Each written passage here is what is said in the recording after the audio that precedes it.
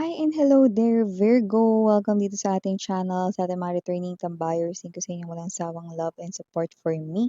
At hi sa ating mga new subscribers. Ako po si Ann, tuloy po kayo dito. And yun nga, wala tayong gender dito. Bae, lalaki, LGBT, everybody welcome. Pwede rin pong i-switch yung mga roles dahil possible talaga magkapalit-palit.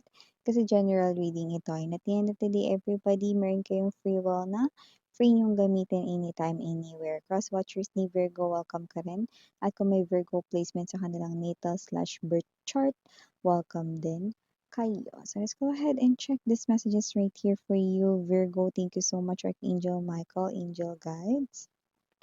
Let us see what this Virgo needs to know. Can you please show me? Kung hindi nyo pa knows mga babes, may isa pa tayong other channel. Link is down below sa ating description box.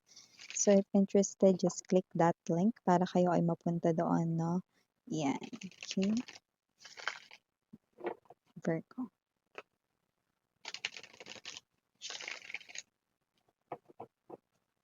Okay, so let's go ahead and check these messages right here for you, Virgo. So you do have here the energy of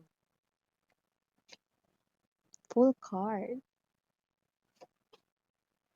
World card, Lovers, oh, 3 major arcanas, Knight of Swords, Magician, 4 major arcanas, 3 of coins, bottom of the deck, Ace of Wands, 6 of Wands, in the Tower. Okay. So, Virgo, sa nakikita ko dito mga babes, mukhang meron ditong energy kung saan meron ditong someone, no, na parang dumating na. Yung iba sa inyo, dumating na siya, no, sinusuportahan na kayo. This person here, you feel like out of this world ang binibigay niyang attention sa inyo, no, but this is someone here na parang, yeah, meron kayong mga pagkakaiba, may mga differences kayo, pero nakikita ko na nagmamatch ang inyong energy. So, patuloy pa kayo rito magtatagumpay sa paglalim ng inyong emotions and feelings. At kung sino man ito, yeah, pwede rin talagang siya ay foreigner but doesn't have to be. Pwede rin naman nalaki siya, no, na ibang lugar or ibang bansa. Baka may ibang kultura, paniniwala, or tradition. No? Pero, hindi yung nagiging hindrance, no, para rito sa inyong connection. Lover's card energy, yan ang nakikita natin dito. Yung iba naman nakikita ko mag-iiba na kayo rito ng bahay. Virgo, parang titira kayo rito, no, dun sa energy na parang hindi ito temporary kundi new chapter na ito. So, yung iba siguro sa inyo pwede magpapakasal na kayo at dun kayo titira, no, sa house ng inyo rito na spouse or mapapangasawa or dun kayo sa lugar kung saan siya nakatira, no. Like, it's something here new to you guys, no. Pero nakikita ko rito na kung sino man yung mga titira sa ibang lugar, no, may panibago rin kayo rito mga swerte na maa-attract sa inyong life, especially sa inyong kaperahan, no, yan. And speaking of kaunlaran, nakita rin tayo ng energy rito ng tagumpay. So, maaaring meron kayo ritong energy na posibleng hindi naman sa pangarap ninyo no, na parang maging famous or maging kilala or whatever, no. Gusto niyo lang yung parang ma-appreciate ng iba kung anong ginagawa ninyo, no? Whether that's talent, whether that's skills, whether that's work, whether that's anything, no? Whatever. Kung ano man ito nakikita natin dito na Virgo na posibleng meron na rito makaka-appreciate ng ginagawa mo. Pero yung iba ha, meron ditong mga other messages kung saan possible na meron ditong hindi nakaka-appreciate sa inyo sa home or sa inyo rito no na nililigawan kung love life man yan, no? So, that person will start to appreciate you. Yan, no? Bongga yan, guys, no? May makaka-appreciate na finally. So, yun nga naman even dyan, nakita rin ako ng energy dito na maaaring may biglaan ka ritong gawing aksyon na posibleng pagtapos mo tong gawin, hala, ano ginawa ko? Huwag mag-alala kasi hindi naman ito something negative, hindi mo rin naman kailangan na ritong, tumakbo at magtago 'no.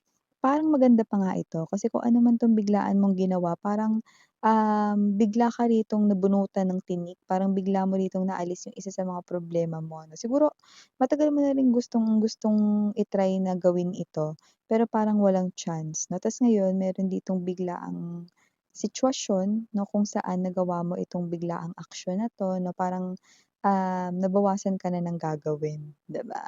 Kasi na-try mo na, nagawa mo na, 'yan.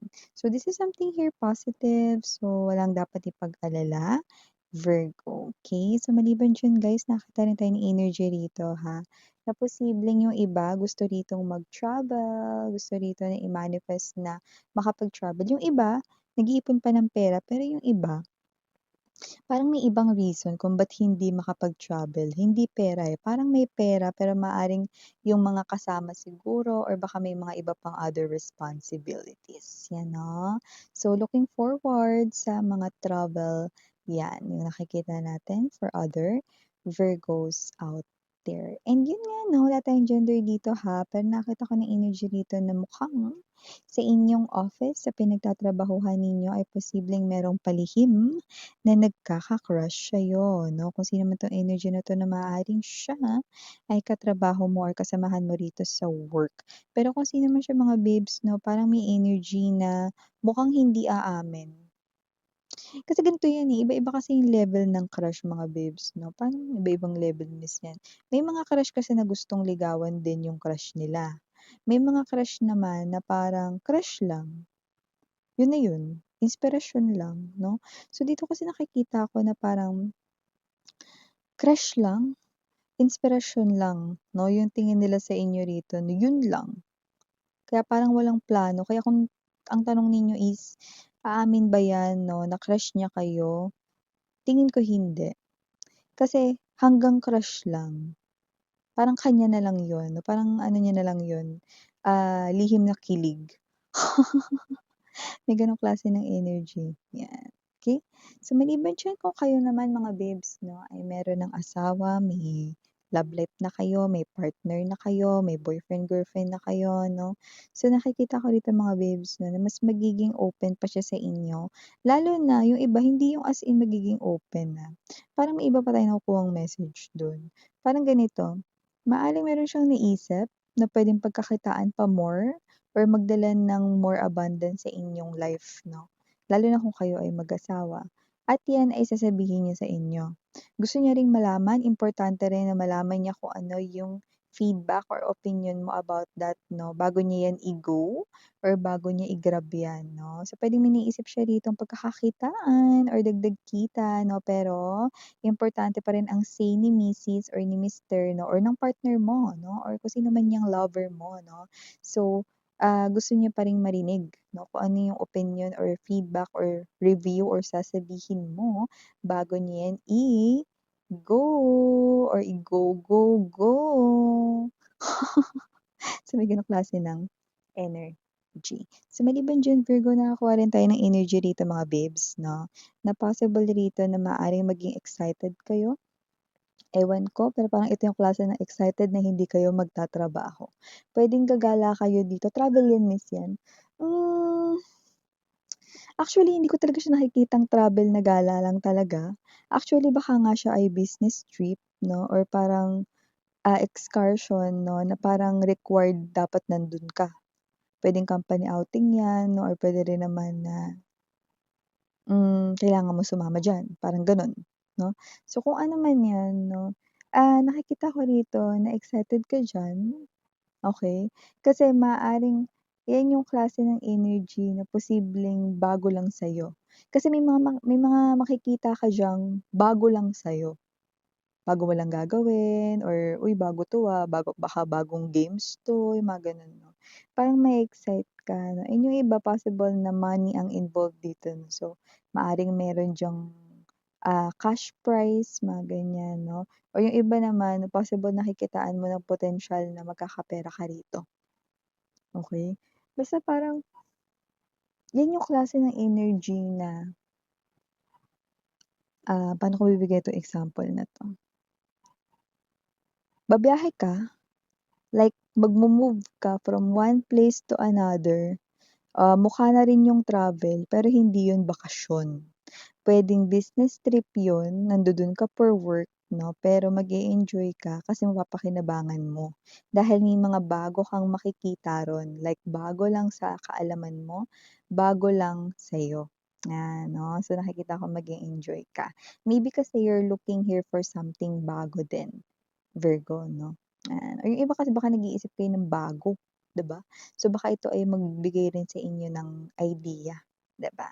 Lalo na yung iba, baka may small business kayo 'no, or baka meron kayong ibang pinagkakakitaan, ganyan, part-time 'no, side hustle, sideline, okey? So, nakita ko ng energy rito ha, huwag kayong magpa-panic, maaaring magkaroon rito 'no ng klase ng isang, kung hindi ito, sakuna 'no, nakikita ko rito wala namang masasaktan 'no. So kunwari 'no, ito ay example, sunog mga babes 'no, huwag kayong mag-panic 'no to the point na, nakikita ko ritong ligtas kayo. Okey, yun ang nakikita ko rito.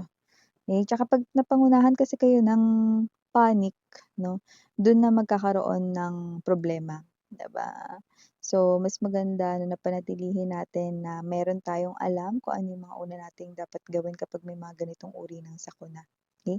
So, yung iba puwedeng kahit anong sakuna yan or whatever 'no, pero nakikita ko walang masasaktan dito. Baka meron lang kasing sabihin, "Uy, may sunog dun sa kabilang ano, ganyan," 'no, or parang meron, "Uy, may ganito, ganyan daw dun sa kabilang ganito." Walang magpa-panic 'no, wala akong nakikitang masasaktan dito, okey? At saka kasi yung iba maaaring nagto-throw lang ng prank, 'di ba? 'Yan. Kaya tingnan niyo sa mga MRT kapag may nag-prank na may bomba, hinuhuli, 'di ba? Kasi nga delikado yung gano'n, 'di ba? Kaya dapat talaga hulihin yung mga gano'n, eh, 'no? Kasi magko-cause ng panic yun, maaaring magka-stampede, magmamadali lahat 'no, tapos yun pala it's a prank, 'di ba? So, 'yan. Dito kasi hindi naman prank yung nakikita ko, pero, gusto ko lamang sabihin sa inyo na hindi niyo kailangan ritong mag-panic, walang masasaktan dito, okey? So, ito yung mga messages right here for you, Virgo. Again, I'm Yuriana on me, sa Haraang Ngayon, Love and Light, and